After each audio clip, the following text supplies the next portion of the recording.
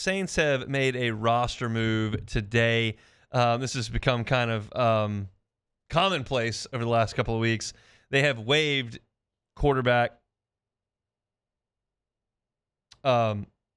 Reading up now. They've waived Hunter Dekkers, which they've done a couple of times, and they signed Jeremiah Martin, who is a 6'4", 265-pound defensive end. Jeremiah Martin is a bit of a journeyman in the NFL to this point. He's bounced around a little bit after playing his college football at Washington and Texas A&M. He spent time at a couple of different stops in the NFL without really playing any in games. But he's been in the league for a couple of years. He's played, obviously, in the UFL as well. The Saints worked out 3 different defensive ends: Amari Barno, Jeremiah Martin, who they signed, and then O'Shane Ziminis. And I think all of this is a little bit of foreshadowing for one specific player on the Saint roster, and that is Isaiah Foskey. The Saints have made the decision to, as I mentioned, sign Jeremiah Martin. That doesn't mean they're going to part ways immediately with Isaiah Foskey, but you just have to read the writing on the wall. Foskey is no longer a super young player. They have gotten 2 different coaching staffs have gotten a look at him. And Foskey played 44 defensive snaps in the preseason opener. If you look at the ESPN box score, he is credited with nothing in 44 snaps. Nothing in 44 snaps. If you look at Pro Football Focus, they credit him with 1 missed tackle and 1 assisted tackle in 44 snaps. If you look at his defensive grade per Pro Football Focus against the Chargers, and you realize when you play 44 snaps, how few of those are against first-team offensive line players. You're going against backups and guys that are going to get cut. He graded a 40 overall in that game on Sunday afternoon. 40. Whether you think Pro Football Focus is an incredible tool or a waste of time, 40 is a loud grade. And here is something that makes it louder. There were 29 Saints defenders that graded better than Isaiah Foskey on Sunday. 29 guys that had a better grade. You may think that he should have graded a 20 or that he should have graded a 60. But either way, when you consider him relative to his peers, when you consider the stat sheet, when you consider the opposition, when you consider the 3rd year in the league, this is pretty clear at this point. This is not a guy that can help you at all. And if they were truly just bringing in 3 edge rushers to sign and then immediately cut Foskey, well, that's what they would have done, and that's not what they're doing. And I'm not suggesting they've signed Jeremiah Martin, who's a game changer defensively. He's a guy that is played in lesser leagues in the NFL, more than he's played in the NFL. But I think it's obvious that the Saints were giving Foskey an opportunity, and I think it's obvious that they're exploring other options. They don't need Isaiah Foskey's position to be a huge impact on this team as it's currently constituted. You've got Chase Young, you've got Carl Granderson, you've got Cam Jordan. That's 3 guys you know you can trust as long as they're healthy to play the run, to rush the passer, to be solid players. So it's not like this is a starting player on your team. But you understand that Father Time is working on Cam Jordan, right? He's not going to be here forever. And the thought was that Isaiah Foskey was kind of the next man up, and that this year he would ascend to a more prominent role, and it's not happening. And I don't think it's going to happen. This is not a hot take. This is not breaking news. This is not anything other than a very, very obvious observation that Isaiah Foskey's time in New Orleans is coming to an end. And it's less about that specific pick and that specific player. It's more about the understanding that the organization cannot do this moving forward. The draft is a crapshoot. Some organizations are better at it than others. But it's a crapshoot. It's an inexact science that cannot be mastered or perfected. Every organization has great 6th-round picks and crappy 1st-round picks. All of them.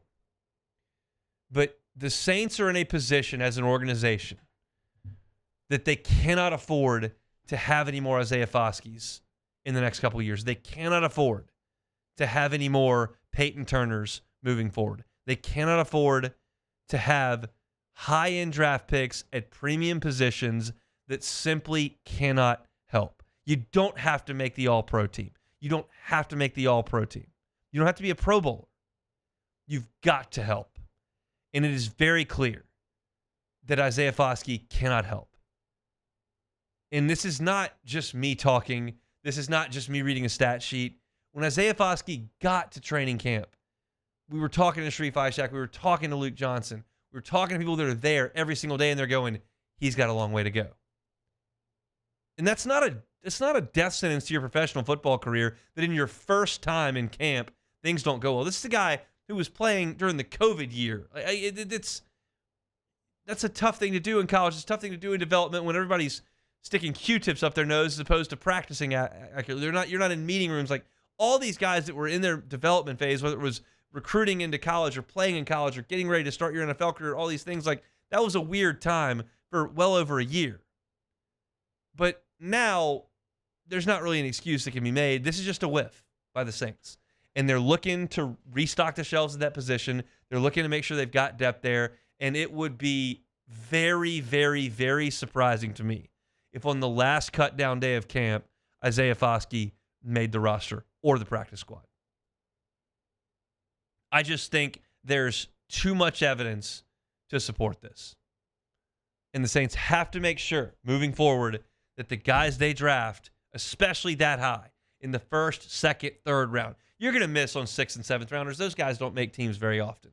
If you find a diamond in the rough, you find Marcus Colston, fan-freaking-tastic. You find Jari Evans, incredible. Middle rounds, late rounds, all that's great. But it generally doesn't work that way. But when you have first and second round picks and your franchise is in salary cap hell and your roster's as bad as anybody in the league, you cannot draft guys that cannot help. At least find yourself a depth piece. And they haven't done it with Foskey. Hopefully this draft class is different. You feel good about what some of those guys have put on tape early. You feel good about what you've got at left tackle. Kelvin Banks has done a good job. You feel good about what you've got with Kool-Aid McKinstry, who you took last year. You feel good right now about Tallahassee Fuaga. There are positive returns on Quincy Riley from this team. Hopefully Kendre Miller finds his stride here.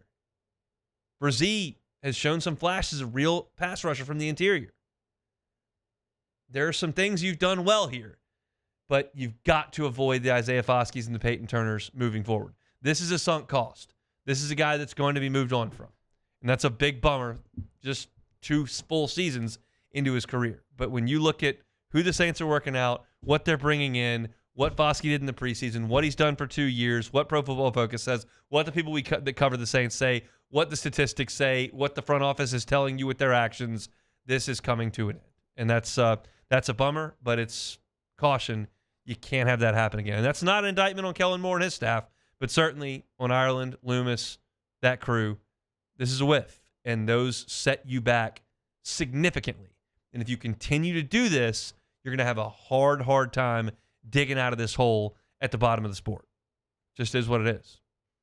Saints are on the practice field right now with the Rams. We'll get a report from Luke Johnson hopefully tomorrow, depending on his travel schedule. Ross Jackson's out there as well. You can find his work at LouisianaSports.net. He helped report this news a little bit earlier with that news that they're bringing in some help at end, and he'll be coming back tomorrow as the Saints get ready for Jacksonville on Sunday. We'll certainly preview that game coming up tomorrow, as it looks like Tyler Shough may get his opportunity to start that game. They haven't announced that yet, but he's gotten a lot of first-team reps over the last 2 days. If you read the practice reports on LouisianaSports.net and hear what some of the folks are saying out there in Southern California. So, Isaiah Foskey, I think his time is just about done. Hey, it's on. Thanks for watching Hunt on Saints. Before you leave, help us out a little bit. Hit that like button, leave your comments in the section below, and hit that subscribe button so you get all our content right here from Hunt on Saints. We'll see you next time.